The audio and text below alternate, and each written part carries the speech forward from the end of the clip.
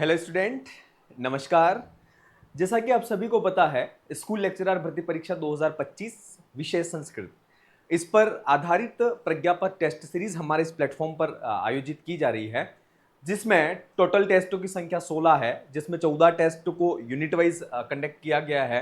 2 test जो है वह संपूर्ण पाठ्यक्रम पर आधारित हैं और इस टेस्ट सीरीज का जो 7वां पेपर है, जिस टेस्ट यूनिट टेस्ट में हमने किरातार्जुनियम, इसके बाद नीति शतक, कठोपनिषद और श्रीमद् भागवत गीता, इनके क्वेश्चनों को इस टेस्ट में शामिल किया गया था। चूंकि इन टेस्टों को या इन प्रश्न, इनके जो प्रश्न हैं, उन प्रश्नों में मुख्य तौर पर जो श्लोक हैं, सामान्य तौर पर जो प्रश्न होते हैं, वह आप जैसे कोई सुक्ति वगैरह पूछ लेता, अगर एग्जामिनर पूछ लेता है कि सुक्ति किस ग्रंथ की, तो आप इसे क्वेश्चन बहुत इजी तरीके से आप कर लेते हैं। लेकिन हम उलझते कहां पर हैं, जहां पर क्वेश्चन ऐसे पूछ लिए जाते हैं जहां की वक्ता कौन है या फिर उसका श्रोता कौन है, या फिर उस सुक्ति में से कोई पर्टिकुलर शब्द उठा करके पूछ लिया जाता है कि इसका अर्थ क्या है। तब अगर हमारी तैयारी डीप में नहीं होगी तो हम जो है वह उस क्वेश्चन को नहीं हल कर पाएंगे। तो ऐसे क्वेश्चनों को हमने इस टेस्ट सीरीज में शामिल किया है। अभी भी जो टेस्ट सीरीज से जो बच्चे ज्वाइन नहीं कर पाए, वो उनके पास अभी भी समय है। लगभग 1800 से 2000 एमसीक्यूज स्कूल लेक्चरर भर्ती परीक्षा पर आधारित आपको इस टेस्ट सीरीज में मिलेंगे। न केवल प्रश्न पेपर ही मिलेगा, इसके साथ में आपको वीडियो सॉल्यूशन भी आपको इसी एप्लीकेशन में मिल जाएंगे। चलिए इस टेस्ट सीरीज की जो सॉल्यूशन है, उस सॉल्यूशन को स्टार्ट करते हैं। सबसे पहला प्रश्न है, वह है उत्तिष्ठ जागृत प्राप्य वरान निबोधत इत्युक्ति कस्याम उपनिषदि प्राप्यते। ये उक्ति या ये सुक्ति जो है वह किस उपनिषद में प्राप्त होती है? केनोपनिषद, मुंडकोपनिषद, कठोपनिषद, ईशावास्योपनिषद। तो जैसा कि आपको पता है कि ये सुक्ति जो है वह कठोपनिषद में प्राप्त होती है। कठोपनिषद जो है वह कृष्ण यजुर्वेद की कठ शाखा से संबंधित है। किससे संबंधित है? कृष्ण यजुर्वेद की एक शाखा जिसका नाम है कठ शाखा, उस कठ शाखा से यह संबंधित है। इसमें अध्याय कितने हैं? तो कठोपनिषद में अध्यायों की संख्या जो है वह 2 है। इसमें वल्लियां कितनी है अगर यह पूछ लिया जाए, तो इसमें प्रत्येक अध्याय में 3 वल्ली, अर्थात कठोपनिषद में जो वल्लियों की संख्या है वह है 6 वल्लियां इसमें मिलती हैं। क्लियर? इसमें अध्याय 2 हो गए और प्रत्येक अध्याय में 3 वल्ली, वल्लियों की संख्या जो है वह 6 हो गई। इसका वर्ण विषय की जब चर्चा करें, बहुत सी बार यह प्रश्न पूछा जाता है कि यम नचिकेता संवाद कहां मिलता है? तो यम नचिकेता संवाद कठोपनिषद में मिलता है। रथ रूपक की कल्पना कहां पर मिलता है? यह वर्ण विषय, तो यह भी कठोपनिषद में मिलता है। इसके अलावा श्रेय और प्रेय, बहुत महत्वपूर्ण प्रश्न, यूजीसी नेट में भी, ये असिस्टेंट प्रोफेसर भर्ती परीक्षाओं में भी ये क्वेश्चन पूछे जाते हैं। श्रेय प्रेय का विवेचन किस उपनिषद में मिलता है? तो वो भी कठोपनिषद में मिलता है। तो ये मुख्य रूप से कठोपनिषद का वर्ण विषय हो गया। इसके अलावा इसकी उत्तिष्ठत जागृत प्राप्य वरान निबोधत, ये तो उक्ति इसमें मिलती ही है। इसके अलावा कौन कौन सी सुक्तियां इसमें मिलती हैं? तो नेह नानास्ति किंचन, नेह नानास्ति किंचन, ये सुक्ति भी इसमें मिलती है। न वित्तेन तर्पणीयो मनुष्यः, ये सुक्ति भी इसी में मिलती है।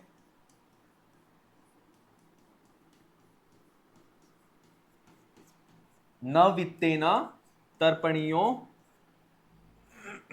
मनुष्यः,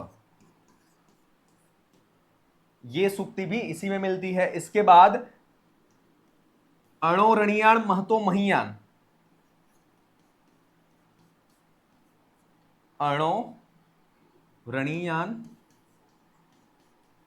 महतो महियान,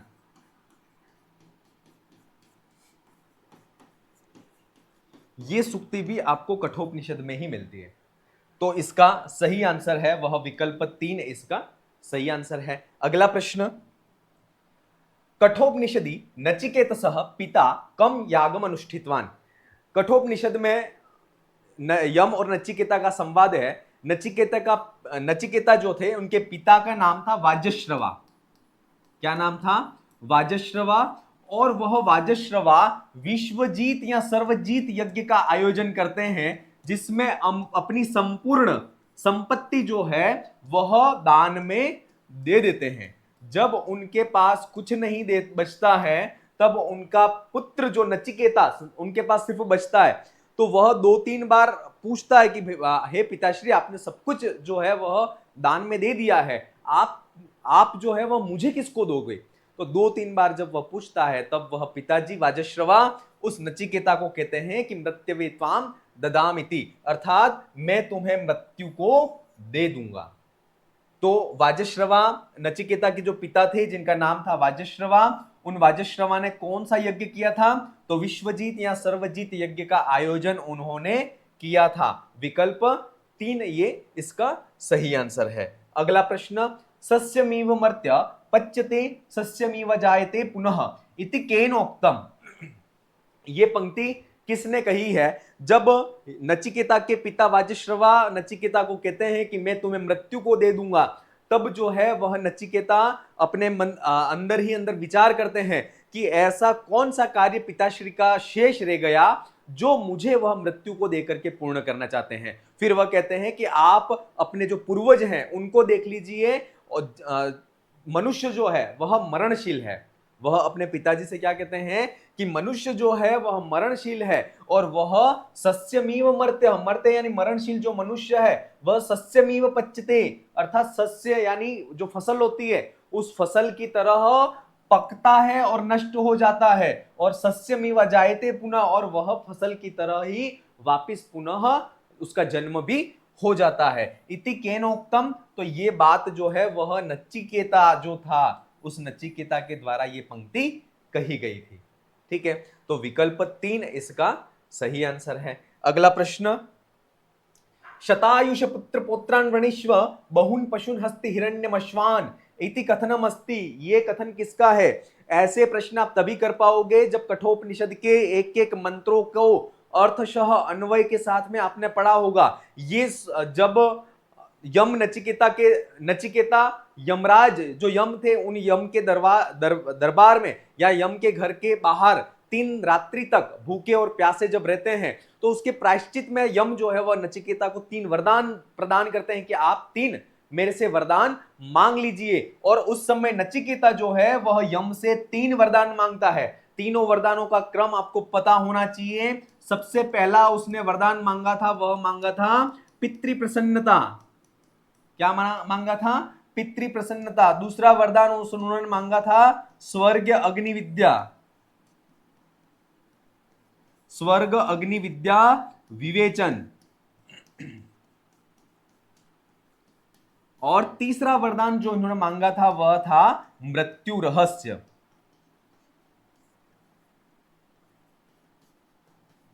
ये 3 वरदान नचिकेता ने यम से मांगे थे। तो प्रथम वरदान नचिकेता यम ने पूरा किया था, दूसरा भी पूरा किया था। जब मृत्यु रहस्य के बारे में नचिकेता यम से पूछते हैं, तब वह विभिन्न प्रलोभनों के द्वारा उन्हें अपने वरद से भटकाते हैं कि आप जो है वह दूसरा कुछ भी वरदान मांग लीजिए। ये जो वरदान है वह तो बहुत अणुरेश धर्म, अर्थात ये बहुत सूक्ष्म धर्म है और देवों के द्वारा भी इसको नहीं जाना गया है। इसलिए आप जो है शतायुष पुत्र पौत्रान वृणीष्व, अर्थात 100 वर्षों तक जीवित रहने वाले ऐसे पुत्र पुत्र आदि को मांग लीजिए। बहुत सारे पशुओं को, हस्ती अर्थात हिरण, हाथी आदि, हिरण, अश्व यानी घोड़े आदि, या सोना, हिरण्य का मतलब होता है सोना चांदी आदि, अश्वान अर्थात घोड़े आदि, इन सबको आप मांग लीजिए। लेकिन इस आपने जो मृत्यु रहस्य के बारे में पूछा है, इस वरदान को आप छोड़ दीजिए। ऐसा कौन कहता है? तो ऐसा जो है वह नचिकेता से यमराज कहता है। ठीक है, किस संदर्भ में कहता है वो चीज भी मैंने यहां पर क्लियर कर दी। तो विकल्प इसका सही है, वह विकल्प 3 इसका सही आंसर है। कठोपनिषदि मुख्य प्रतिपाद्य विषय अस्ति अग्निविद्या, आत्मज्ञानम, देवज्ञानम, ब्रह्म ज्ञानम। तो कठोपनिषद का मुख्य प्रतिपाद्य विषय जो है वह है आत्मज्ञान। विकल्प 2 इसका सही आंसर है। अगला प्रश्न, कस्मिन् वरे यमः स्त्रीनचिकेत समग्निम अददात। किस वर में जो यम है वह त्रिनचिकेता अग्नि ये उन्होंने प्रदान की थी। क्या होता है, जब प्रथम वर पितृ प्रसन्नता वह उन्हें प्रदान कर देते हैं यम को, नचिकेता को यमराज। स्वर्ग अग्नि का विवेचन जब यमराज के द्वारा किया जाता है, तो उस यमराज के द्वारा जो जैसा स्वर्ग अग्नि के बारे में कहा गया था वैसा ही सब कुछ, वही सारी बातें नचिकेता यमराज को पुनः सुना देता है। तो उसकी अवबोध की जो सामर्थ्य है, उस अवबोधन के सामर्थ्य से वह यमराज प्रसन्न होते हैं और वह कहते हैं कि मैं तुम्हारे अवबोध के सामर्थ्य से, अर्थात तुम्हारे समझने की जो शक्ति है, उस शक्ति के सामर्थ्य से मैं प्रसन्न हो रहा हूं और मैं तुम्हें यह वरदान देता हूं एक, कि तुम ये जो स्वर्ग अग्नि है वह तुम्हारे नाम से ही अब जानी जाएगी। ठीक है, तो ये वर जो है वह उन्होंने द्वितीय वर्ग के बाद दिया था। तो विकल्प 2 जो है वह इसका सही आंसर है। क्लियर। अगला प्रश्न, कठोपनिषद संबद्ध अस्ति।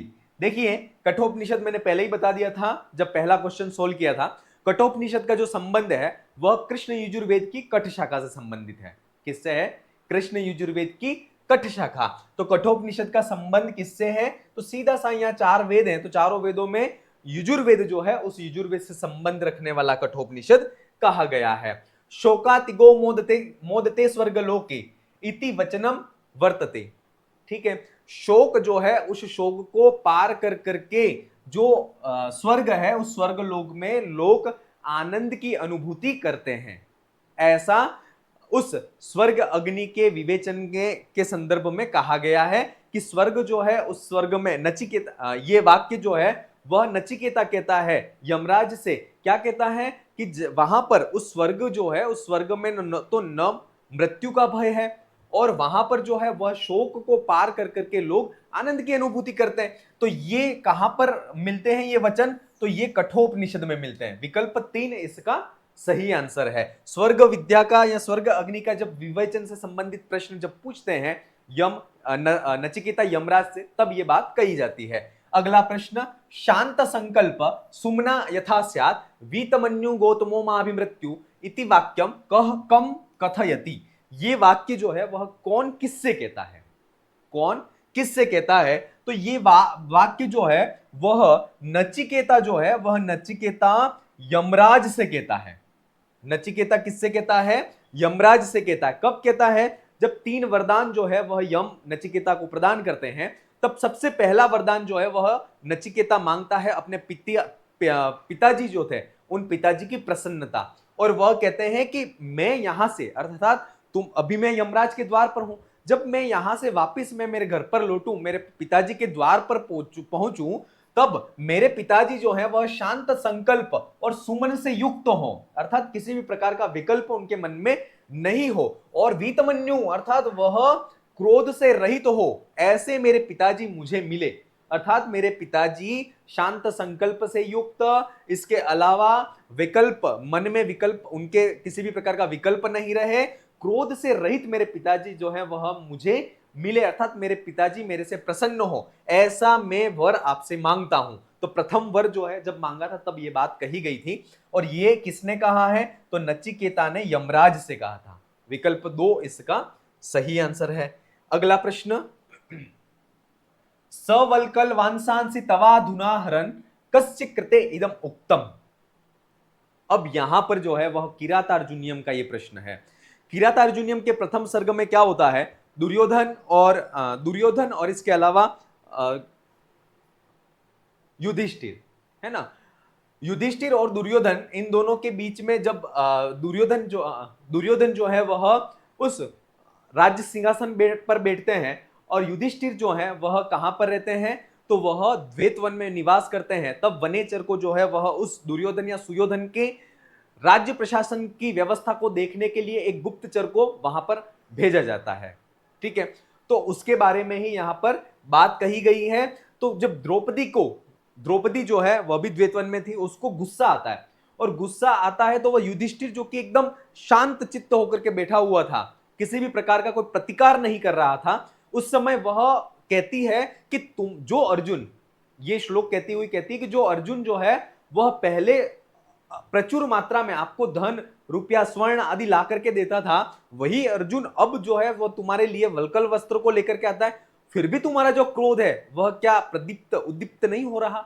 ऐसा जो है वह द्रौपदी कहती है। और ये किसके लिए कहा गया है? तो अर्जुन के लिए कहा गया है। किसके लिए कहा गया है? इसका श्लोक है वह भी यह है, विजित्य प्राज्ययम प्राज्यमच्छयुदुत्तरान् कुरून् कुप्यम वसुवास वोपम सवल्कवंशांसि तवाधुनाहरन् करोति मन्यु न कथम धनंजय। अब यहां पर कहा है वासुओपम अर्थात इंद्र सदृश, यह मने जो, धनंजय मने अर्जुन, उत्तरान कुरुन अर्थात उत्तर कुरु प्रदेश को विजित्य जीत करके, प्राज्यम प्रचुर मात्रा में, अकुप्यम अर्थात अकुप्यम वसु अर्थात जो धन, स्वर्ण, रजत आदि जो पैसा आदि जो है उसको अयच्छ तुम्हें ला करके देता था, स वही अधुना अर्थात वर्तमान में, तब तुम्हारे लिए वल्कल वंशांसी आहरण अर्थात वल्कल वस्त्रों को जंगल में से ला करके तुम्हें दे रहा है, कथम मन्यु न करोति अर्थात वह इस तरह के उसके जो कार्य हैं वह भी आपके क्रोध को उद्दीप्त कैसे नहीं कर रहे हैं? तो ये वाक्य किसने कहे थे? तो द्रौपदी ने कहे थे। किसके लिए कहे थे? तो अर्जुन के विषय में कहे गए थे। किसको कहे थे? तो युधिष्ठिर को कहे थे। किसको कहे थे?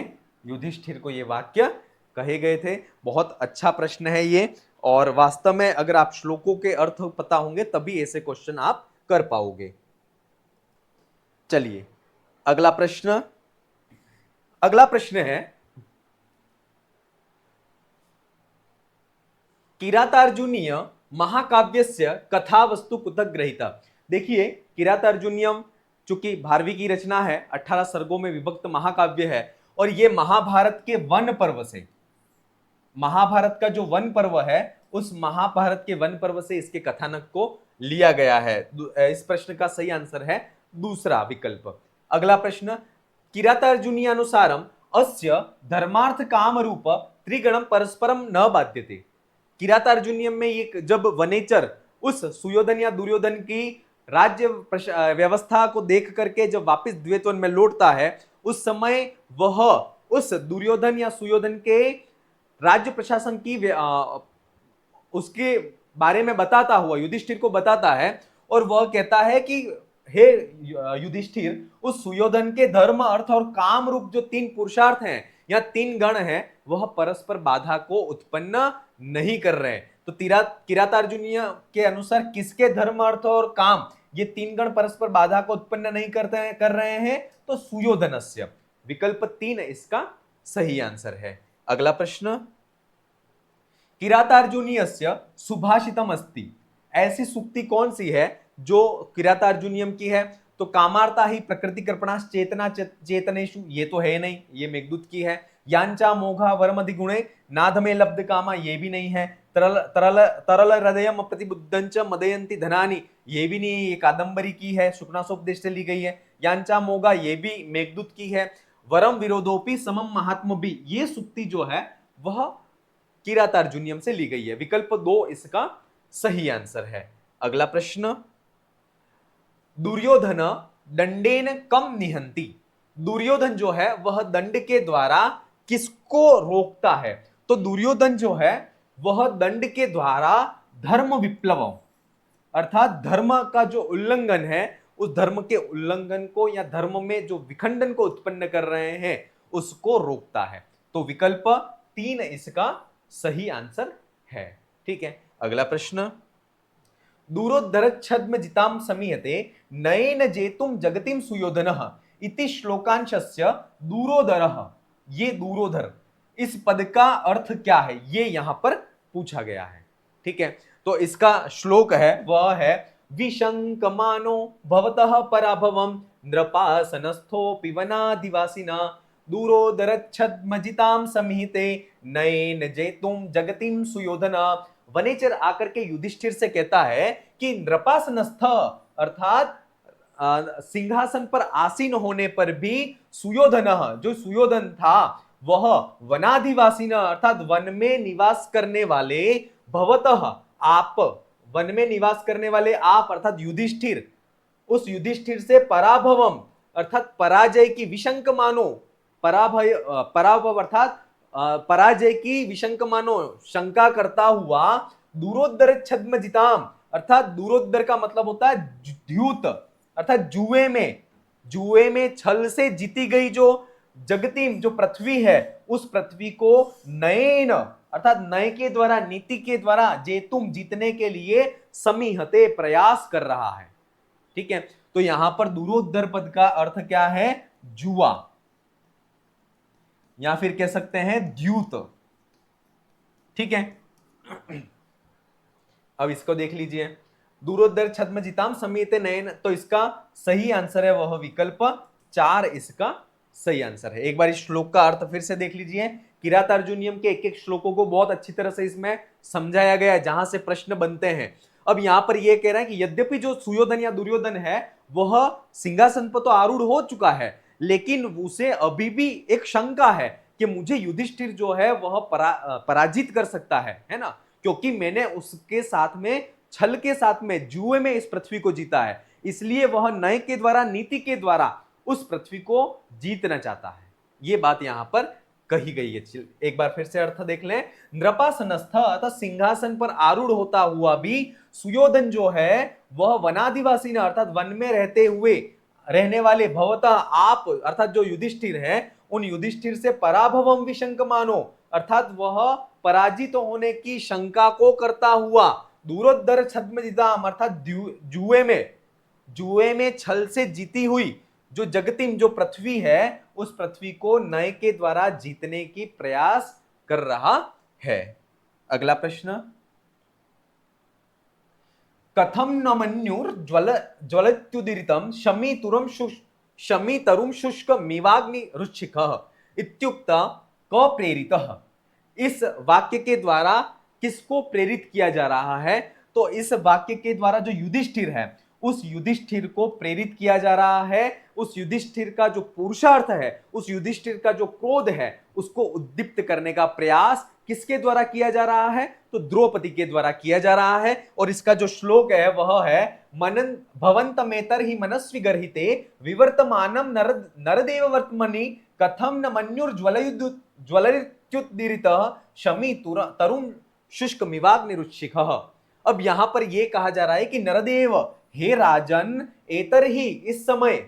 एतर ही यानी इस समय मनस्वी गर्हिते अर्थात मनस्वी लोगों के द्वारा जिसकी निंदा की जाती है, ऐसे वर्तमनी अर्थात मार्ग में विवर्तमानम स्थित होते हुए भी, कहते हैं द्रौपदी जो है वह युधिष्ठिर से कहती है, क्या कहती है कि नरदेव, हे राजन युधिष्ठिर, एतर ही इस समय मनस्वी गर्हिते अर्थात मनस्वी लोगों के द्वारा, सज्जन लोगों के द्वारा, वीरों के द्वारा निंदित वर्तमनी अर्थात जो मार्ग है, उस मार्ग में विवर्तमानम अर्थात स्थित होते हुए भी, भवंतः अर्थात आपको, है ना, भवंतः माने आपको, मन्यु यानी क्रोध जो है, उदीरितम अर्थात आपका क्रोध जो है वह कैसे उद्दीप्त नहीं हो रहा है, शुष्कम अर्थात सूखा हुआ, शमी तरुम अर्थात जो शमी का वृक्ष होता है, उस शमी वृक्ष को उच्छिका अर्थात ऊंची ऊंची जो लपटे हैं अग्नि की, कथम न जलयति अर्थात वह कैसे नहीं जला सकती हैं?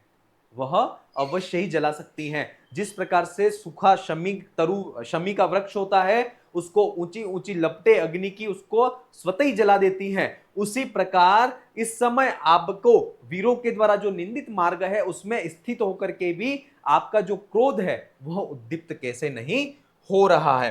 तो इस पंक्ति के द्वारा किसको प्रेरित किया गया है?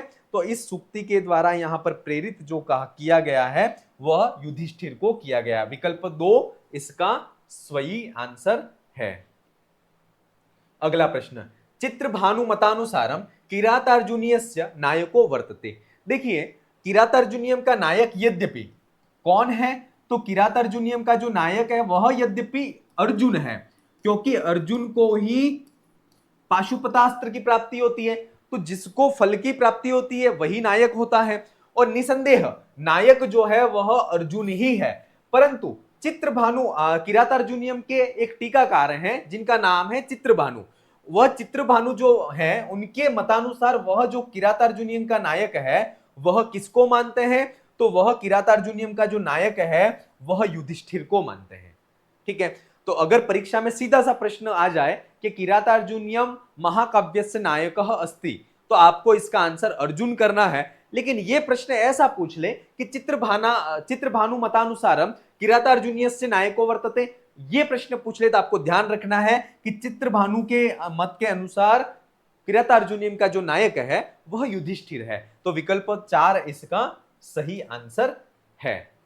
ठीक है, अगला प्रश्न, स यौवराज्ये नवयौवनोद्धतम इत्यत्र नवयौवनोद्धतम पदेन तात्पर्यम अस्ति। ठीक है, देखिए आज की इस सेशन में हम जो है वह 1 से 50 क्वेश्चनों के सॉल्यूशन देखेंगे, जिसमें कठोपनिषद, किरातार्जुनीयम और नीति शतक, ये 3 किताबें जो हैं वह शामिल हैं। इसके बाद के क्वेश्चनों में भी नीति शतक के कुछ श्लोक और होंगे। इसके अलावा गीता जो है उस गीता के भी श्लोकों को उसमें शामिल किया गया है। ठीक है, आप एप्लीकेशन को डाउनलोड कर लीजिए। इन सभी टेस्टों की पीडीएफ जो है वह भी आपको उस एप्लीकेशन में मिल जाएगी। अब इसका जो श्लोक है उस श्लोक में यह कहा गया है कि स यौवराज्ये नवयौवनोद्धतम निधाय दुशासनमिद्ध शासनम मखेश्व खिन्नो नुमत पुरोधसा धीनोति हव्येन हिरण्यरेतसम। अब यहां पर वनेचर जो है वह वनेचर उस सुयोधन के या दुर्योधन के राज्य शासन की प्रशंसा के संदर्भ में वह युधिष्ठिर से कहता है कि इद्ध शासनम अर्थात जो अप्रतिहत शासन वाला, स मने वह जो सुयोधन है वह यौवराज्ये नवयौवनोद्धतम अर्थात यौवन अवस्था के प्राप्ति को, जो यौवन अवस्था जो है उस यौवन अवस्था में अपने युवराज पद पर, है ना, नव युवराज पद पर उस नव यौवनोद्धतम अर्थात नवीन युवावस्था के कारण जो उद्दत स्वभाव वाला है, उद्दंड स्वभाव वाला है, ऐसे दुशासन जो था उस दुशासन को निधाय उस राज सिंहासन पर बिठा करके मखेशु अर्थात यज्ञ में अखिन्न प्रमाद से रहित होकर के पुरोधसा अर्थात जो पंडित हैं उन पंडितों के द्वारा अनुमत या उद्दिष्ट या जो बताया गया है ऐसे हव्येन अर्थात हवि के द्वारा हिरण्यरेतसम अर्थात जो अग्नि है उस अग्नि को धिनोति प्रसन्न करता है। वह जो सुयोधन है, दुर्योधन है, वह दुशासन जो कि अभी नव यौवन अवस्था को प्राप्त हुआ है, तो नव यौवन अवस्था को प्राप्त होने के कारण वह उद्दत स्वभाव वाला है, उद्दंड स्वभाव वाला है। तो ऐसे दुशासन को राज्य सिंहासन पर बिठा करके वह मखेशु अर्थात जो यज्ञ हैं उन यज्ञों में अखिन्न अर्थात प्रमाद से रहित तो होकर के पुरोधसा अनुमत अर्थात जो पुरोहित है ना, जो पुरोहित हैं या जो पंडित हैं या जो ब्राह्मण हैं उनके द्वारा अनुमत अर्थात जो उद्दिष्ट है कहा गया है, ऐसे हव्येन हवि के द्वारा हिरण्यरेतसम अर्थात जो अग्नि है उस अग्नि को वह प्रसन्न करता है। ठीक है, तो ये यहां पर इद्द नवयौवनोद्धतम पदेन तात्पर्यम अस्ति, तो नवयौवनोद्धतम, तो नवयौवनोद्धतम इस पद से जो तात्पर्य है वह है दुशासन अर्थात नव यौवन में जो उद्दंड स्वभाव वाला है, उद्दत है, ऐसा कौन है? तो दुशासन है। विकल्प 4 इसका सही आंसर है। ठीक है, अगला प्रश्न, अहो दुरंता बलवद विरोधिता इति इयम उक्तिरस्ति, ये सुक्ति जो है वह किसने कही है? तो इसका भी हम श्लोक देखते हैं। देखिए थोड़े से श्लोकों के अर्थ फास्ट में बता रहा हूं ताकि एक सार रूप में आपको पता चल जाए कि इस श्लोक से ये प्रश्न लिया गया है। ठीक है, बाकी किरातार्जुनीयम की प्रथम सर्ग का समस्त श्लोकों के अर्थ जो है वह हमारे इसी यूट्यूब चैनल पर भी आपको मिल जाएंगे। प्रलीन भूपालमपि स्थिरायति प्रशासदावारिधि मंडलम भुवम सचिंतयत्येव त्वदिष्यति ओहो दुरंता बलवद विरोधिता। अब यहां पर कहते हैं कि स मने वह प्रलीन भूपालम अर्थात शत्रु राजाओं से रहित, स मने वह प्रलीन भूपालम अर्थात शत्रु राजाओं से रहित, स्थिरायति आवारिधि भुवमंडलम अर्थात वह जो दुर्योधन है वह संपूर्ण प्रलीन भूपालम अर्थात शत्रु राजाओं से रहित स्थिरायति चिर स्थायी आवारिधि भूमंडलम अर्थात समुद्र पर्यंत, समुद्र से लगा करके पृथ्वी पर्यंत, है ना, समस्त पृथ्वी पर प्रशासत शासन करता हुआ भी त्वद ऐष्यति तुम्हारी ओर से आने वाली भयः जो भय है उस भय को चिंतयति एवं उसके बारे में चिंता करता ही है, क्योंकि अहो बलवद विरोधिता दुरंता भवन्ति। अहो अर्थात आश्चर्य है कि बलवान व्यक्तियों के साथ में किया गया जो विरोध है वह दुरंता अर्थात बुरे अंत वाला होता है। ठीक है, क्लियर कि वह जो सुयोधन या दुर्योधन है वह दुर्योधन यद्यपि वह समस्त समुद्र से लगा करके पृथ्वी पर्यंत समस्त भूमंडल पर वह शासन कर रहा है, शासन करता हुआ भी उसका कोई शत्रु राजा भी नहीं है और वह चिरस्थायी रूप से शासन को कर रहा है, लेकिन फिर भी तुम्हारी ओर से आने वाला जो प्रतिकार है उस प्रतिकार के भय से वह डर रहा है। क्यों? क्योंकि जो बलवान व्यक्तियों के साथ में किया गया जो विरोध है वह बुरे अंत वाला होता है। ठीक है, तो इसका ओहो दुरंता बलवद विरोधिता इयम उक्ति रस्ति, ये सुक्ति किसकी है? तो ये सुक्ति जो है वह वनेचर की है। किसकी है? वनेचर की। विकल्प 1 इसका सही आंसर है। ठीक है, अगला प्रश्न, प्रवृत्ति सारा खलु मादृशाम गिरह इति वचनम वर्तते।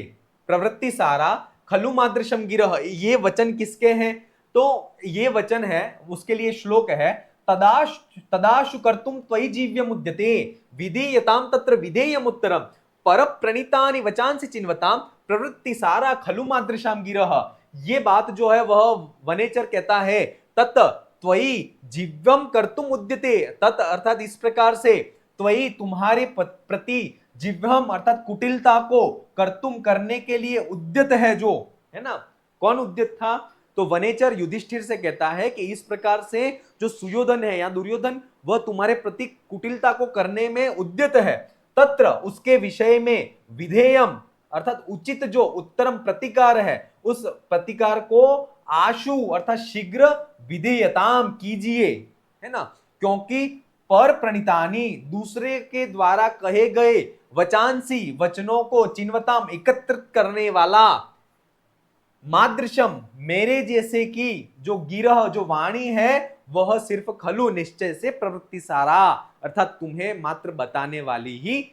हो है। इसलिए आप जो है वह उन आपके प्रति जो कुटिलता को करने वाला जो दुर्योधन है उसके प्रति जो प्रति उपयुक्त योग्य जो प्रतिकार है उसको आप कीजिए। तो ये बात जो है वह कौन करता है? तो इति वचनम वर्तते, ये बात किसकी है? तो ये बात जो है वह वनेचर की है। विकल्प 1 इसका सही आंसर है। अगला प्रश्न, किरातेषु कस्य शासन व्यवस्थाया प्रशंसा कृता। किरात के द्वारा किसके शासन की व्यवस्था की प्रशंसा की गई है? तो सुयोधन या दुर्योधन के शासन व्यवस्था की प्रशंसा किरात के द्वारा की गई है। विकल्प 3 इसका सही आंसर है। अगला प्रश्न, अमर्ष शून्येन जनस्य जंतुना न जात हार्देन न विद्विषादरः उक्तिरियम निगदिता वर्तते। ये बात जो है वह किसने कही है?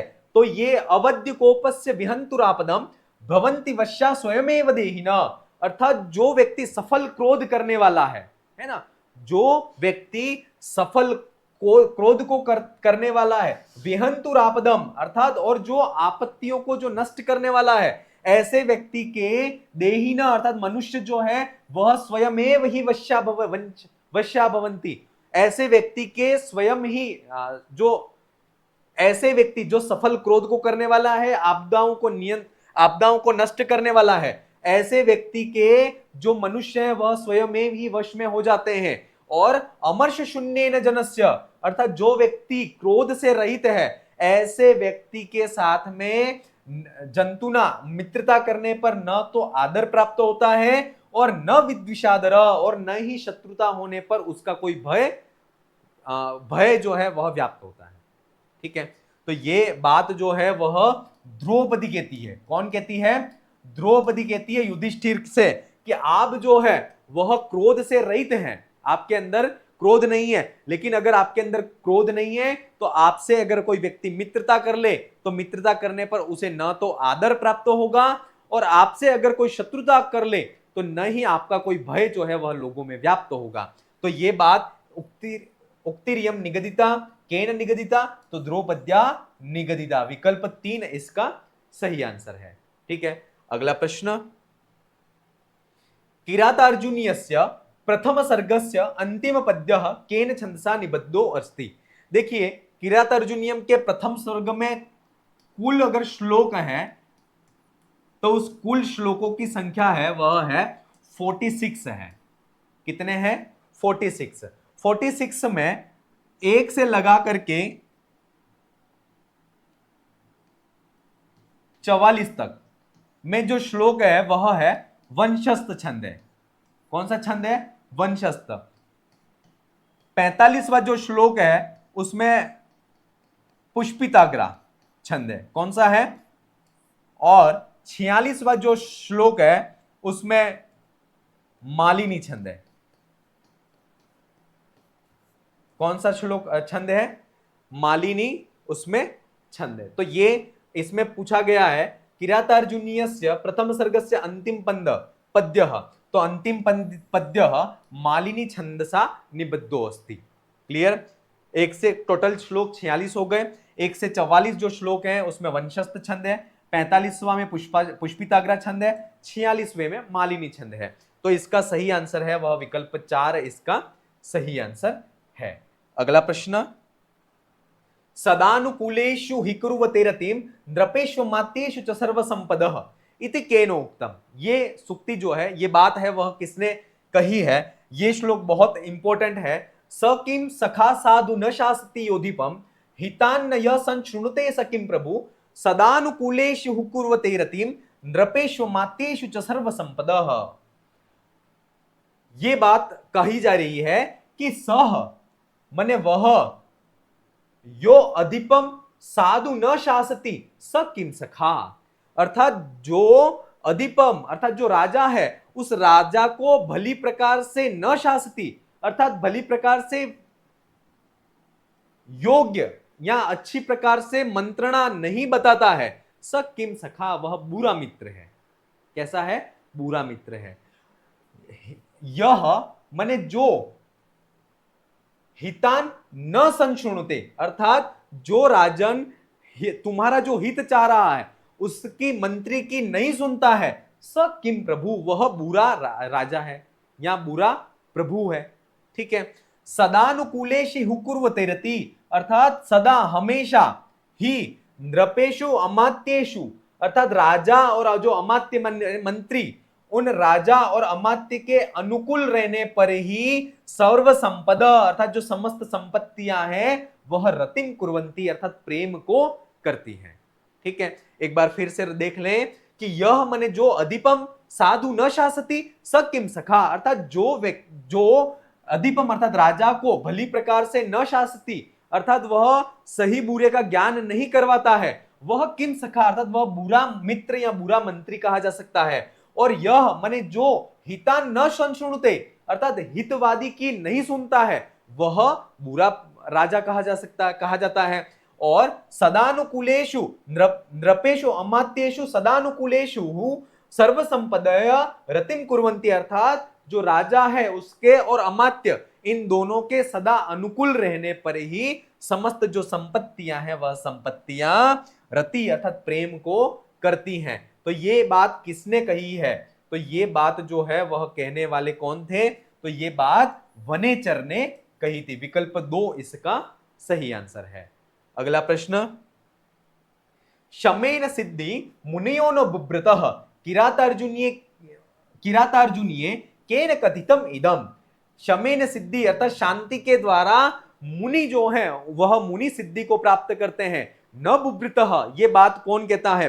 तो जब द्रौपदी युधिष्ठिर को विभिन्न बातों के माध्यम से ये प्रयास करती है कि उसका क्रोध जो है वह क्रोध उद्दीप्त हो जाए, वह दुर्योधन के प्रति प्रतिकार को करे, तब वह फिर भी वह शांति को धारण करता है, तब अंत में ये बात द्रौपदी कहती है कि हे युधिष्ठिर, तुम जो है वह शांति के द्वारा सिद्धि को प्राप्त करना चाहते हो, लेकिन वीर योद्धा कभी शांति के द्वारा सिद्धि को प्राप्त नहीं कर सकते हैं। क्यों नहीं कर सकते हैं? क्योंकि शमेन सिद्धि मुनियो, अर्थात जो शांति के द्वारा जो मुनि है वह सिद्धि को प्राप्त करते हैं। बुभृतः न, अर्थात वह राजन कभी भी शांति के द्वारा सिद्धि को प्राप्त नहीं कर सकते। तो ये किसने कहा है? तो ये द्रौपदी ने कहा है। इसका श्लोक भी यहां पर है, यहां दिया गया है। विहाय शांति नृपधाम तत्पुनः प्रसीद संदेहि वधाय विद्विषाम व्रजंति शत्रुन वधूय निस्पृहा शमेन सिद्धि मुनियो न बुभृतः। यहां पर कहते हैं कि नृपः, हे राजन युधिष्ठिर, शांतिम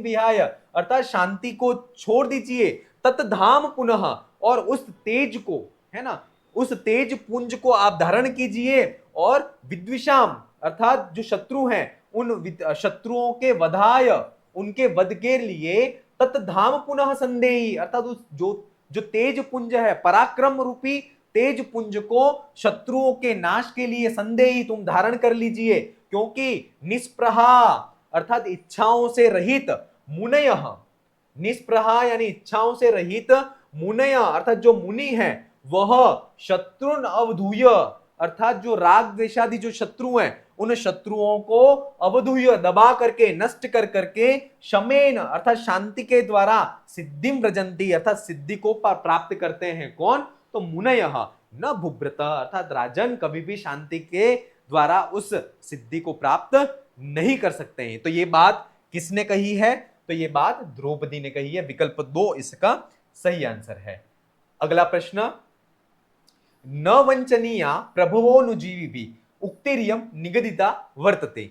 न वंचनीया प्रभवोनुजीविभिः, ये उक्ति जो है वह किसने कही है, ये यहां पर पूछा जा रहा है। ठीक है, तो यहां पर वनेचरेण, भीमेन, द्रौपद्या, अर्जुनेन, तो ये पंक्ति जो है वह वनेचर ने कही है। क्यों कही है? तो इसका जो श्लोक है उसको देखते हैं।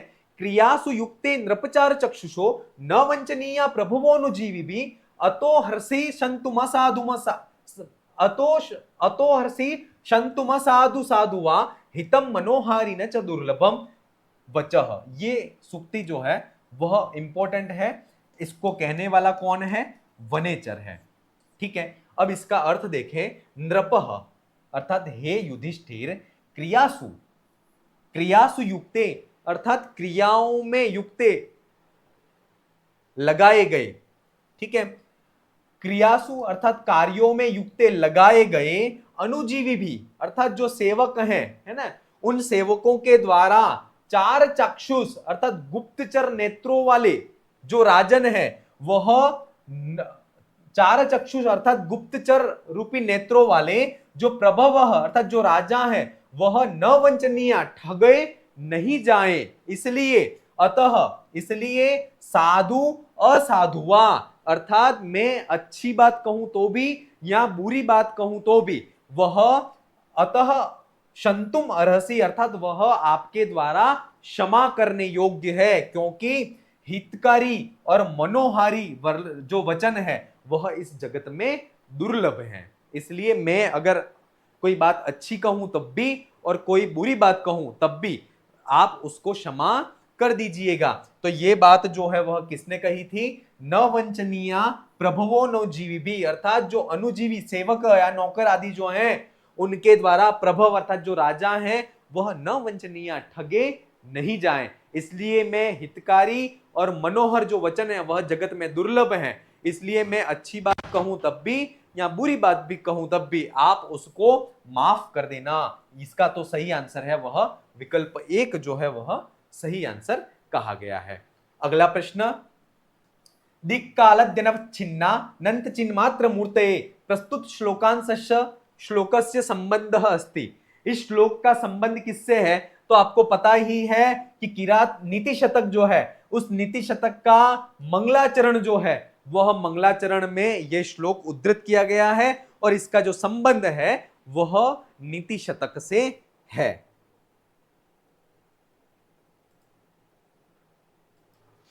चलिए अगले प्रश्न की तरफ बढ़ते हैं। अगला प्रश्न जो है वह क्या कहता है?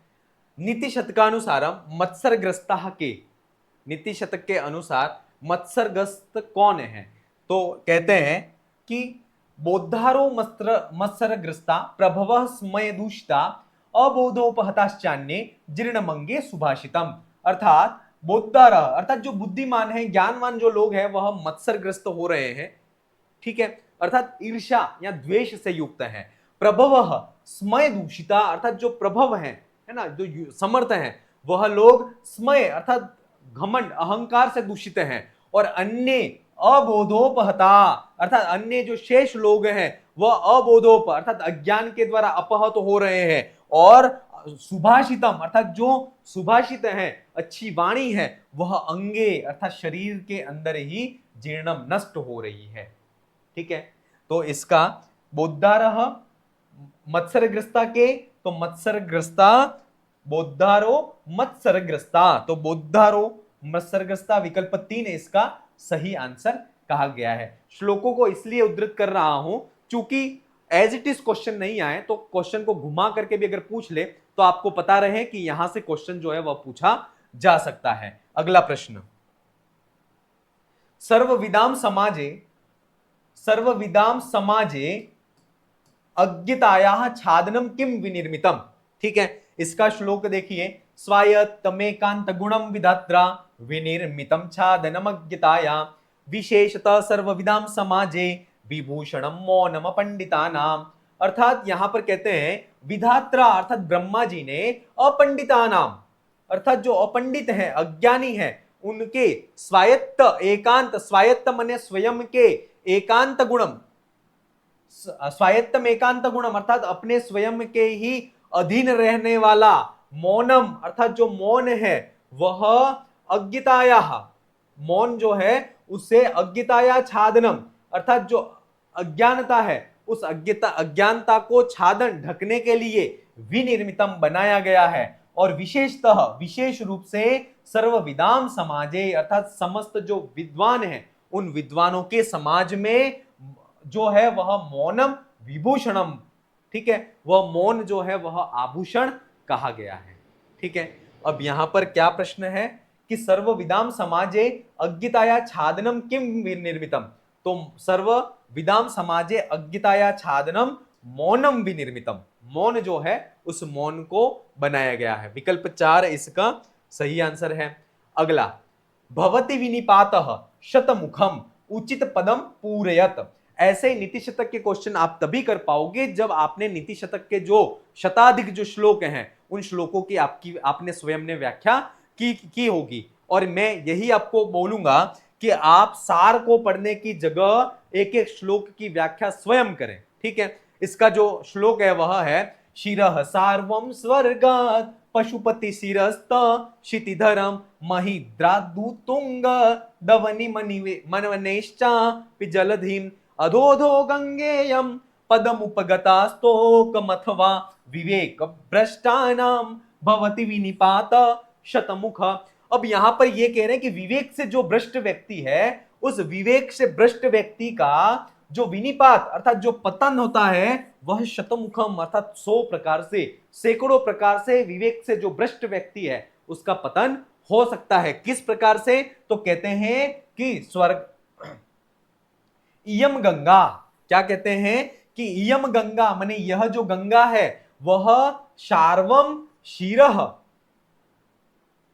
स्वर्गात, क्या कहते हैं कि स्वर्गात अर्थात यम यह गंगा जो है वह स्वर्ग से सबसे पहले शार्वम शिर अर्थात जो भगवान शिव हैं उन शिव के सर पर गिरती है। इसके बाद पशुपति शिरस्त क्षितिधरम अर्थात पशुपति अर्थात भगवान शिव का जो सिर है उस सिर से वह क्षितिधरम अर्थात जो हिमालय है उस हिमालय पर वह गंगा गिरती है। उत्तुंगात महिद्रात, उत्तुंग माने ऊंचे, महिद्रा अर्थात जो पर्वत है उस पर्वत से अवनीम अर्थात यह गंगा जो है वह पृथ्वी पर आती है। अवनेश चापि जलधीम अर्थात पृथ्वी पर गिरने के बाद वही गंगा जो है वह जलधीम अर्थात वह समुद्र में जाकर के मिलती है। इस प्रकार से अधो अधो पदम उपगता अर्थात वह धीरे धीरे नीचे नीचे जो है वह स्तोकम पदम उपगता, अर्थात वह धीरे धीरे तुच्छ पद को प्राप्त होती जाती है।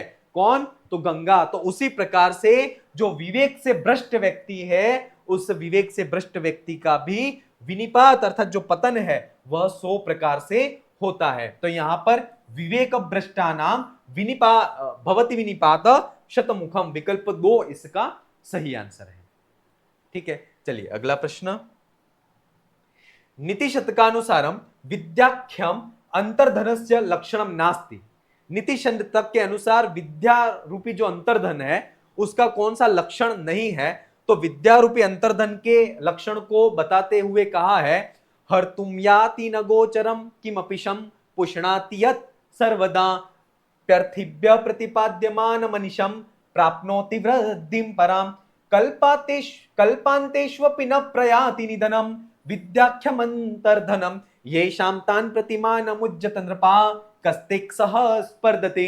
अब यहां पर ये कहते हैं कि वह विद्या रूपी जो धन है वह हर्तुम न गोचरम याति, अर्थात जो चोर होता है उस चोर के लिए दृष्टि गोचर नहीं होता है, और वह किमपि शम पुष्णाति, कमपि मने वह अलौकिक, शम मने कल्याण को, पुष्णाति बढ़ाने वाला है, और वह यत मने वह सर्वदा हमेशा, अर्थिभ्य अर्थात जो इस ज्ञान को प्राप्त करना चाहता है, उस ज्ञान के जो पिपासु व्यक्ति हैं उनको प्रतिपाद्यमानम अनिशम, अनिशम माने दिन रात, प्रतिपद्यमानम अर्थात उसको देने पर, ज्ञान को बांटने पर भी वह वृद्धिम पराम प्राप्नोति, वह अत्यधिक रूप मात्रा में वृद्धि को प्राप्त होता है, और कल्पांतेषु अपि न निधनम प्रयाति, अर्थात प्रलय काल में भी वह नष्ट नहीं होता है। इस प्रकार का यह विद्या रूपी जो धन है वह गुप्त धन कहा गया है। और येषाम तान प्रतिमान मुच्यत नृपा, अर्थात ऐसा विद्या रूपी धन जिसके पास है उसके साथ में उनके समक्ष आप मान अर्थात उस अहंकार को करना, हे राजन आप छोड़ दीजिए, कस्ते सह स्पर्धते, आप किसके साथ में स्पर्धा को कर रहे हो। तो यहां पर देखिए नीति शतक के अनुसार विद्या धन का कौन सा लक्षण नहीं है? तो यद हर्तुम गोचरम नहीं आती, अर्थात जो चोर के दृष्टिगोचर नहीं होता है, सही बात है। यद सर्वदा किमपि शम पुष्णाति, ये भी बात सही है। अनिशम पराम वृद्धिम प्राप्नोति, ये बात भी सही है। कल्पांतेषु अपि निधनम प्रयाति, ये बात सही नहीं है। कल्पांतेषु अपि निधनम न प्रयाति, अर्थात ये कल्पांत अर्थात जब प्रलय काल होता है उस प्रलय काल में भी वह विद्या रूपी धन नष्ट नहीं होता है, लेकिन यहां पर यह कहा गया कि नष्ट हो जाता है, तो यह बात जो है वह सही नहीं है। विकल्प 3 इसका सही आंसर है। अगला प्रश्न, पुरुषम का एका समलं करोति। पुरुषम, पुरुष को कौन एक ऐसी चीज है जो उसको सुशोभित करती है? तो कहा गया है केयूराणि न भूषयन्ति पुरुषम हारानोत चंद्रोज्ज्वला, अर्थात जो पुरुष होता है उस पुरुषों को जो केयूर जो बाजूबंद होता है वह सुशोभित नहीं करता, और न ही चंद्रमा के समान उज्जवल कांति वाला जो हार है वह हार उसको सुशोभित करता है। न स्नानम न विलेपनम न कुसुमम, अर्थात न ही स्नान और न ही कुसुमों का जो इत्र होता है ना, न स्नान न ही कुसुमम विलेपनम, अर्थात न ही फूलों का जो इत्र है वह उस व्यक्ति को सुशोभित करता है। न अलंकृत मूर्धजा, अर्थात न ही संवारे हुए जो बाल हैं, केश हैं, वह व्यक्ति को सुशोभित करता है।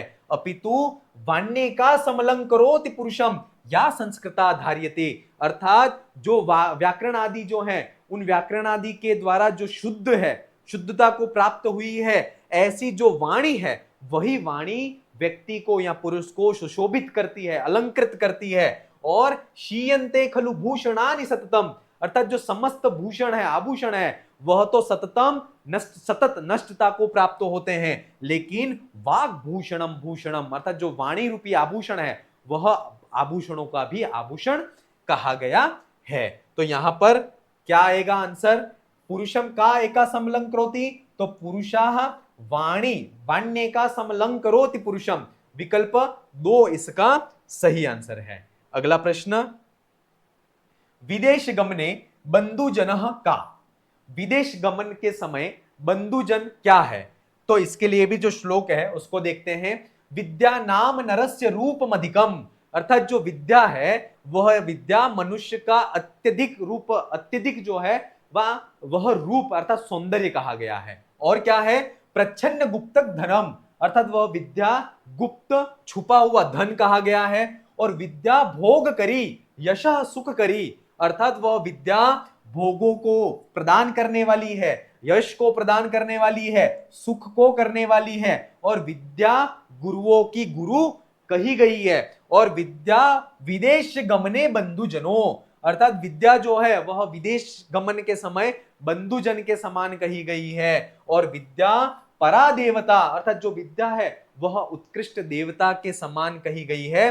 विद्या राजसु पूज्यते नहि धनम न तो धनम विद्या विहीन पुषु, अर्थात जो विद्या है वह राजाओं में पूजी जाती है, न कि धन। और विद्या के बिना जो है वह व्यक्ति पशु के समान कहा गया है। तो इसका सही आंसर है वह क्या है? विद्या। विकल्प 4 इसका सही आंसर कहा गया है। चलिए अगले प्रश्न की तरफ बढ़ें।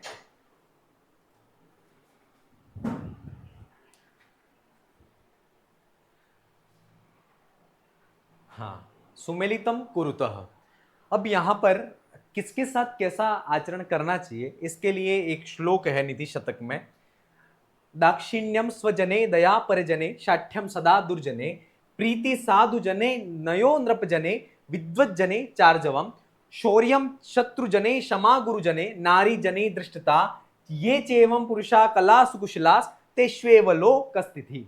अब यहां पर यह कहा जा रहा है कि स्वजने दाक्षिण्यम, परजने दया, दुर्जने शाठ्यम, साधुजने प्रीति, नृपजने नयो, विद्वज्जने आर्जवम, शत्रुजने शौर्यम, गुरुजने क्षमा, दृष्टता नारीजने ये चेवम पुरुषा कलासु कुशला, अर्थात ऐसी कलाओं में जो व्यक्ति कुशल है उसकी ही लोक में स्थिति कही गई है। अब यहां पर यह कहा गया है कि स्वजने कीदृश, तो स्वजने दाक्षिण्यम, तो स्वजने दाक्षिण्यम, दुर्जने तो दुर्जने शाठ्यम, नृपजने नयो, शत्रुजने शौर्यम।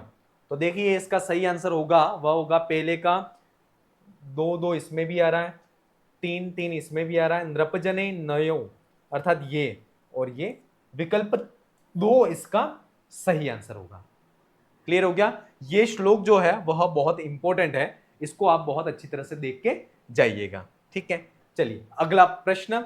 भर्तृहरि मतानुसारम कीर्तिम दिक्षु क तनोति, जो कीर्ति है उस कीर्ति को दिशाओं में कौन फैलाता है? तो इसके लिए कहा गया है कि जाड्यम धियो हरति सिंचति वाचि सत्यम मानोन्नतिम दिशति पापम अपाकरोति चेत प्रसादि दिक्षु तनोति कीर्तिम सत्संगति कथय किम न करोति पुंसाम। अर्थात जो सत्संगति है वह क्या क्या नहीं करती है, अर्थात वह संगति सब कुछ करती है। क्या करती है? तो कहते हैं धियः जाड्यम हरति, अर्थात जो धी बुद्धि जो है उस बुद्धि की जड़ता को हरती है। और वाची अर्थात वाणी में सत्यम सिंचती, अर्थात सत्य का सिंचन करती है। और क्या करती है? तो उन्नतिम मानोन्नतिम दिशति पापम अपाकरोति, अर्थात जो उन्नति है उस उन्नति को या वृद्धि को ऐश्वर्य को चारों दिशाओं में फैलाती है। और पापम अपाकरोति, जो पाप है उस पापों को क्षय करती है। और चेत प्रसादयति, चित्त को प्रसाद अर्थात प्रसन्न करती है। और कीर्तिम दिक्षुक तनोति, अर्थात जो कीर्ति है उस कीर्ति को, ऐश्वर्य को, नाम को वह चारों तरफ फैलाती है, चारों दिशाओं में। कहिए सत्संगति पुरुष के लिए क्या क्या नहीं करती है? तो इसका सही आंसर है भर्तृहरि मतानुसारम कीर्तिम दिक्षु क तनोति, तो कीर्तिम दिक्षु सत्संगतिम तनोति। विकल्प 3 इसका सही आंसर है। अगला प्रश्न। कार्यम प्रारब्ध के न परित्यजंती, कार्य को प्रारंभ करके कौन है वह नहीं छोड़ता है? तो ये भी थोड़ा सा अच्छा श्लोक है। प्रारभ्यते न खलु विघ्न भयेन नीचे प्रारभ्य विघ्न विहिता विरमन्ति मध्या विघ्ने पुनः पुनरपि प्रतिहन्यमाना प्रारब्ध मुत्तम जना न परित्यजन्ति। अर्थात जो नीच व्यक्ति है या अधम है वह तो विघ्न भयेन न खलु प्रारब्धते, अर्थात विघ्नों के डर से जो नीच या अधम व्यक्ति है वह तो कार्य को प्रारंभ ही नहीं करते हैं।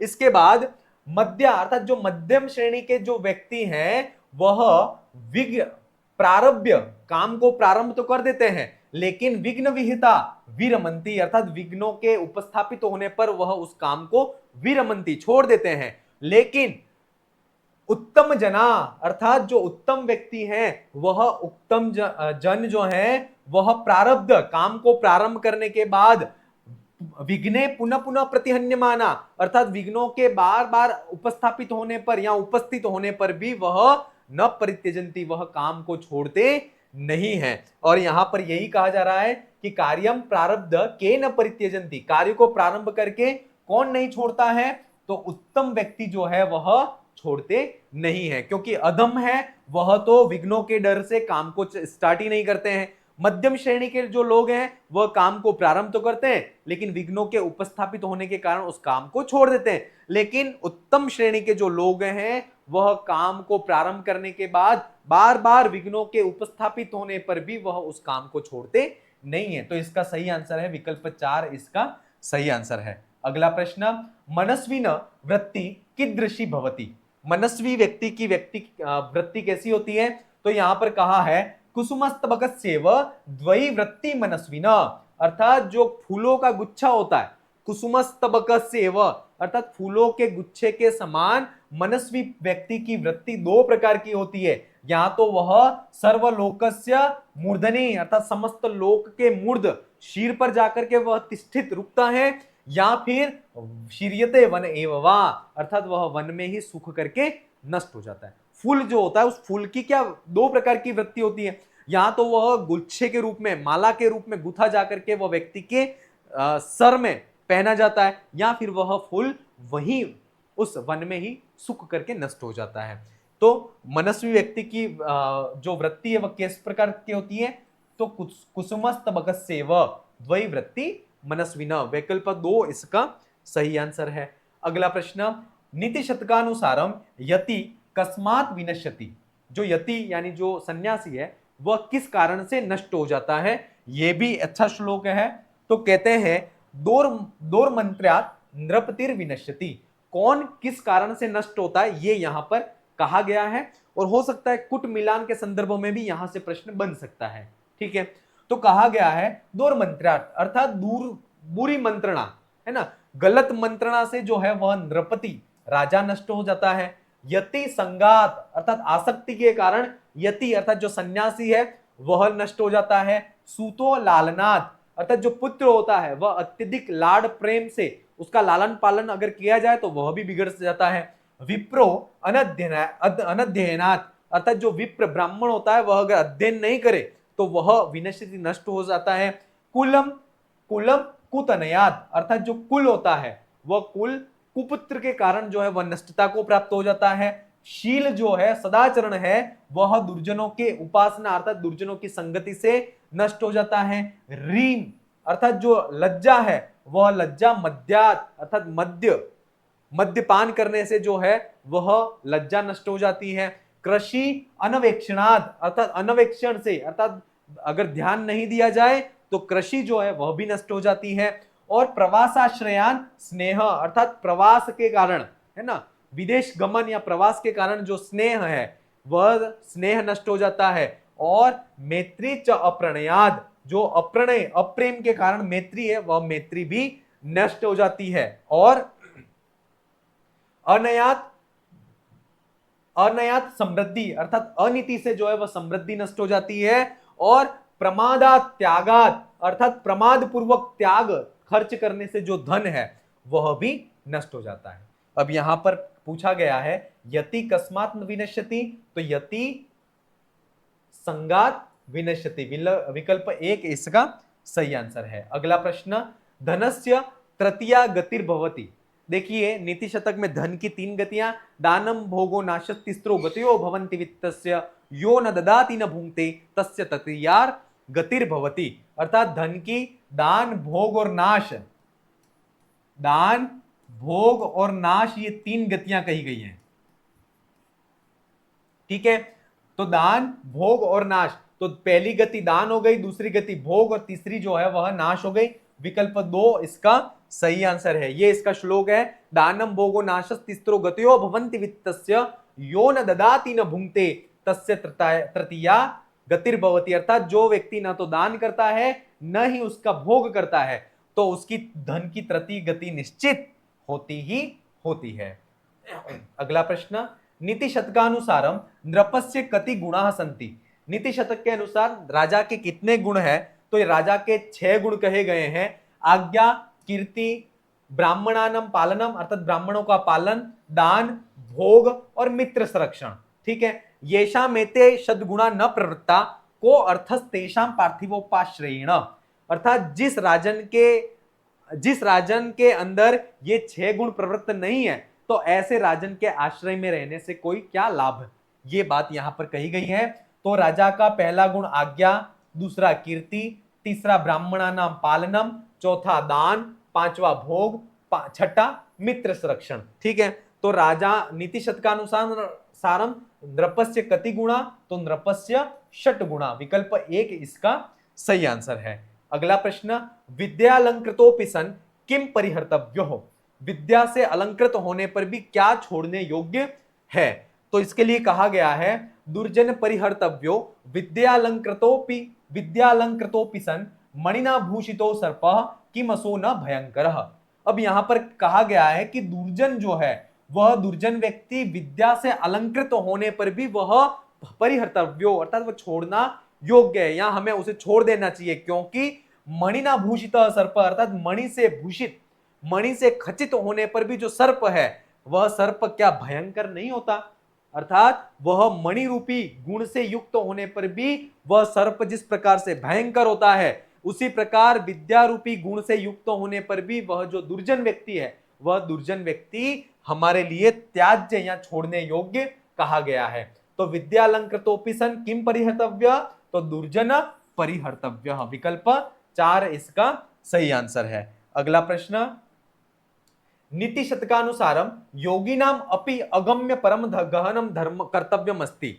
नीति शतक के अनुसार योगी पुरुष के द्वारा भी जो जानने योग्य नहीं है ऐसा गूढ़ कर्तव्य क्या है, ये बात यहां पर कही गई है। तो ये कहते हैं कि सेवा धर्म परम गहनो योगिनामप्यगम्य, अर्थात सेवा रूपी जो धर्म है वह परम गहन योगी जो पुरुष हैं उनके द्वारा भी अगम्य कहा गया है।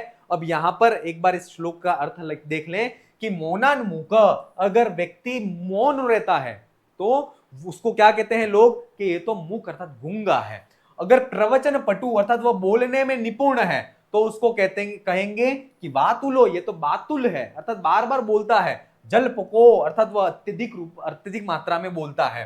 पार्श्व वसति, अगर वह पास में ही रहता है तो उसको बोलते हैं कि ये तो ढीठ है।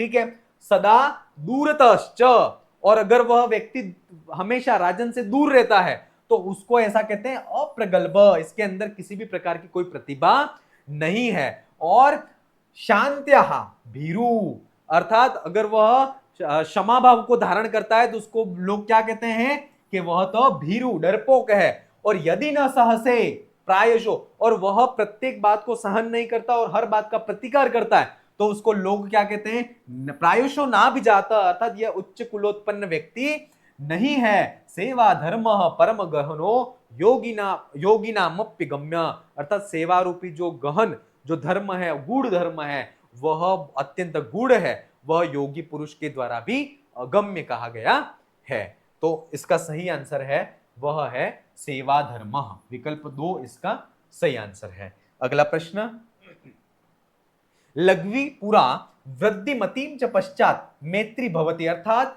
प्रारंभ में लघ्वी अर्थात छोटी और बाद में वह वृद्धि को प्राप्त होने वाली मैत्री किसकी होती है? तो ये श्लोक भी बहुत इंपॉर्टेंट है।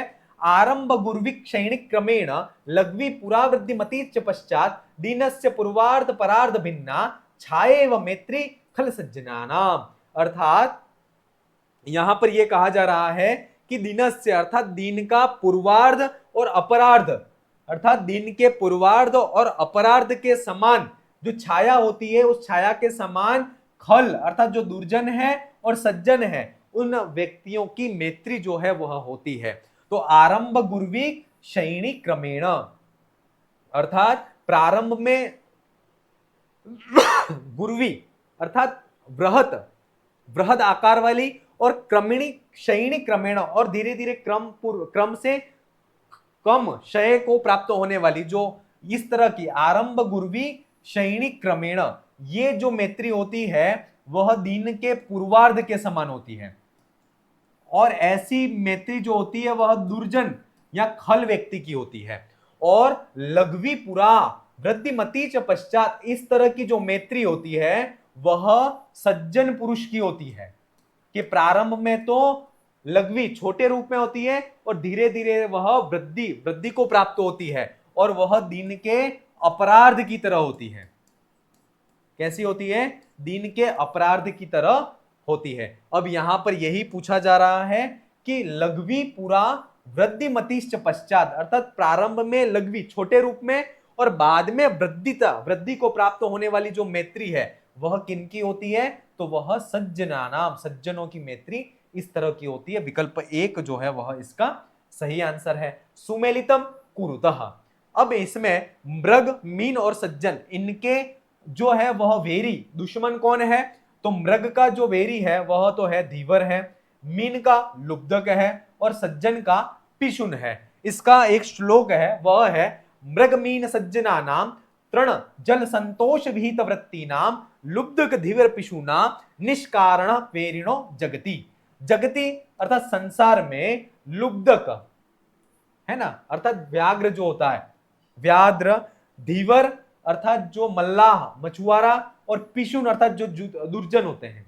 ठीक है। जगती अर्थात इस संसार में जो शिकारी, लुब्धक का मतलब होता है जो शिकारी होता है, धीवर यानी मछुआरा मल्लाह, और पिशुन माने जो दुर्जन होते हैं वह तृण जल और संतोष वृत्ति अर्थात तृण अर्थात घास के द्वारा, जल के द्वारा और संतोष वृत्ति के द्वारा अपना जीवन का निर्वाह करने वाले जो मृग है, मीन है, और सज्जन अर्थात तृण के द्वारा जो मृग है वह अपने जीवन का निर्वाह करता है, जल के द्वारा मीन जो है वह अपने जीवन का निर्वाह करती है, संतोष वृत्ति के द्वारा सज्जन व्यक्ति अपने जीवन का निर्वाह करते हैं। तो जो लुब्धक होता है, जो शिकारी होता है, व्याघ्र जो होता है, वह मृग का निष्कारण वेरिनो भवंती जगति अर्थात व्यर्थ में निष्कारण बिना कारण के वो वेरी होता है। धीवर जो होता है वह जल के द्वारा अपने जीवन का निर्वाह करने वाली जो मीन है, मछली, उसका जो है वह निष्कारण वेरी होता है। और जो पिशुन अर्थात जो सज्जन दुर्जन है, वह दुर्जन जो सज्जन होता है, जो कि संतोष वृत्ति के द्वारा अपने जीवन का निर्वहन करता है, उसका वह वेरी होता है। ठीक है। तो इसका मृग जो है वह धीवर हो गया।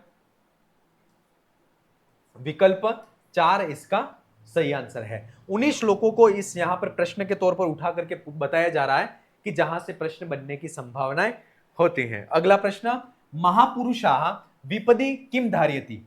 महापुरुष जो है वह विपत्ति में क्या धारण करते हैं? तो विपदि धैर्य मथाभ्युदय क्षमा अर्थात विपत्ति में धैर्य को धारण करते हैं। अभ्युदय के समय में वह क्षमा को धारण करते हैं। सदसी अर्थात जो सभा है उस सभा में वाक्पटुता को धारण करते हैं। युधि अर्थात युद्ध में वह विक्रम को धारण करते हैं, अर्थात विक्रम पराक्रम को धारण करते हैं। यशसे चाभिरुचि अर्थात वह यश में उनकी अभिरुचि है। और श्रुतो अर्थात शास्त्राभ्यास जो है उस शास्त्राभ्यास में उनकी जो है वह व्यसन वह होता है उनका, अर्थात वह नित्य शास्त्राभ्यास में लगे हुए होते हैं। और ये महात्मा नाम सिद्धमिदम प्रकृति अर्थात महात्मा जो महान सज्जन लोग हैं उनका सिद्ध ऐसा स्वभाव कहा गया है। तो महापुरुषा विपदि किम धार्यति, तो धैर्यम धार्यति। विकल्प 4 इसका सही आंसर है। अगला प्रश्न, सताम केनोदिष्टम विषममसिधारा व्रतमिदम सुक्तिरियम प्राप्यते। ये सुक्ति कहां प्राप्त होती है? तो ये सुक्ति नीति शतक में प्राप्त होती है। विकल्प 3 इसका सही आंसर है।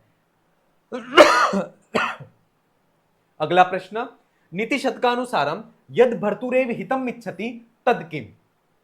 नीति शतक के अनुसार यह कहा गया है कि जो भर्तु अर्थात अपने पति का हित चाहता है वह क्या है, यहां वह कौन है? तो नीति शतक में पुत्र, कलत्र और इसके बाद मित्र, इन तीनों की परिभाषा दी गई है कि य सुचरिते पितरम प्रीणयेत सपुत्र, अर्थात यह मने जो सुचरिते अपने आदर्श चरित्र के द्वारा अपने जो पिता हैं उन पिता को प्रसन्न करे तो वह पुत्र कहलाता है। ठीक है।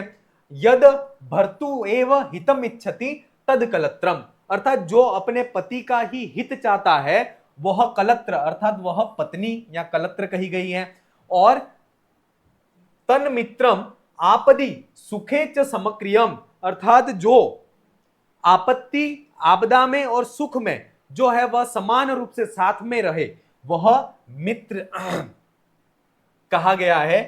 यह एतद त्रयम जगति पुण्यकृतो लभन्ते, अर्थात इन तीनों को अर्थात पुत्र मित्र और इसके बाद कलत्र, इन तीनों को पुण्यवान जो व्यक्ति है वही इस लोक में प्राप्त करता है।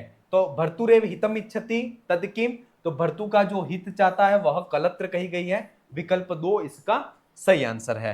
अगला प्रश्न, परोपकारेण कस्य काय विभाति, तो परोपकार के द्वारा किसकी काय जो शरीर है वह विभाति सुशोभित होता है।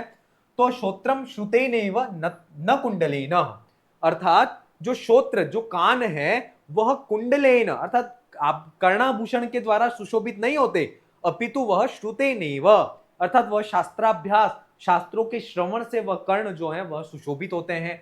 और पाणी न तो कंकणेन दानेन, अर्थात जो हाथ है वह दानेन दान देने से उसकी शोभा बढ़ती है।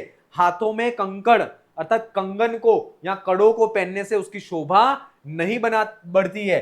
करुणा पराणाम परोपकारेण विभाति काया न तो चंदनेन, अर्थात जो करुणा परायण जो व्यक्ति हैं, श्रद्धा से युक्त या दया से युक्त जो व्यक्ति हैं, उन दया से युक्त व्यक्ति की शरीर की शोभा परोपकार से बढ़ती है न कि चंदनेन। तो इसका सही आंसर होगा वह होगा करुणा पराणाम, विकल्प 3 इसका सही आंसर है। अगला प्रश्न, नीति शतकानुसारम अधोलिखितेषु सन्मित्रस्य लक्षणम नास्ति, सन्मित्र का लक्षण क्या है? तो नीति शतक में कहा है पापान् निवारयति योजयते हिताय गुह्यं निगूहति गुणान् प्रकटीकरोति आपद्गतं च न जहाति ददाति काले सन्मित्र लक्षणमिदं प्रवदन्ति संत। अब कहते हैं कि जो सन्मित्र होता है सत्मित्र होता है वह पापात निवारयति, वह पाप से निवारयति वह दूर करता है, हिताय योजयते और हित में योजयते वह हमें लगाता है, और वह गुह्यम निगुह्यति अर्थात हमारी जो गुड़ बातें हैं उन गुड़ बातों को वह निगुह्यति छुपाता है, और गुणान प्रकटीकरोति और जो हमारे गुण हैं उन गुणों को वह प्रकटित करता है। और आपदगतम चन जहाति अर्थात जब आपत्ति हमारे ऊपर आती है तब वह हमारा साथ नहीं छोड़ता है, और काले ददाती और जब समय आए तब आपत्ति के समय में वह हमें धन आदि को भी प्रदान करता है। सन्मित्र लक्षणम इदम प्रवदन्ति संत, अर्थात जो सज्जन पुरुष हैं उन सज्जन पुरुषों के द्वारा सन्मित्र के लक्षण कहे गए हैं। तो इसमें पापान निवारयति ये बात सही है, गुह्यम प्रकटीकरोति ये बात सही नहीं है, हिताय योजयते अर्थात सन्मित्र हित में हमें योजित करता है, और आपदगतम चन जहाति अर्थात आपत्ति के समय में वह हमें छोड़ता नहीं है। गुह्यम प्रकटीकरोति ये बात सही नहीं है, वह तो गुह्यम निगुह्यति अर्थात वह गुह्य गुड़ जो बातें हैं उनको और छुपाता है। तो इसका सही आंसर है ये जो है वह सन्मित्र का लक्षण नहीं है। अगला प्रश्न, ये स्वार्था विरोधेन परार्थम उद्यम व्रतः ते के, ठीक है। अब इसके श्लोक में कहा गया है एके सत्पुरुषा परार्थ घटका स्वार्थम परित्यज्य सामान्यस्तु परार्थमुद्यमं वृद्धम स्वार्था विरोधेन यह, अर्थात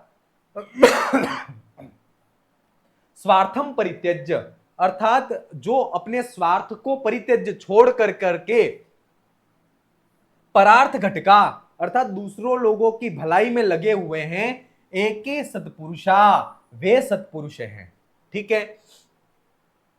और ये सामान्यस्तु परार्थ मुद्यम व्रतः स्वार्थ अविरोधेन, ये अर्थात स्वार्थ अपने स्वयं का अविरोध करके, है ना, अपने स्वार्थ का अविरोध करके जो परार्थ मुद्यम व्रतः अर्थात जो लोगों के दूसरे लोगों का भला कर रहे हैं, लेकिन दूसरे को लोगों का भला करते हुए भी अपना जो स्वार्थ है उस अपने स्वार्थ का अविरोध करते हैं, है ना, अपने स्वार्थ का भी वो ध्यान रखते हैं, ऐसे मनुष्य सामान्य कहे गए हैं। लेकिन परहितम स्वार्थाय निघ्नन्ति ये ते अमी मानुष राक्षसा, अर्थात अपने स्वार्थ के लिए दूसरे के हितों को जो नष्ट करते हैं वे मनुष्य होकर के भी राक्षस कहे गए हैं। लेकिन ये तो ज्ञनन्ति निरर्थकम परहितम ते के न जानी महे, अर्थात लेकिन जो निरर्थक व्यर्थ में ही दूसरे के हितों का नाश करते हैं वे कौन है उसके बारे में मैं नहीं कह सकता। तो यहां पर क्या पूछा गया है कि ये स्वार्था विरोधेन, ये स्वार्था अविरोधेन परार्थम उद्भृतम ते के, ठीक है, तो ये स्वार्था अविरोधेन ये परार्थ मुद्दम व्रतम सामान्यस्तु, अर्थात वह क्या कहे गए हैं, सामान्य कहे गए। विकल्प एक इसका सही आंसर है।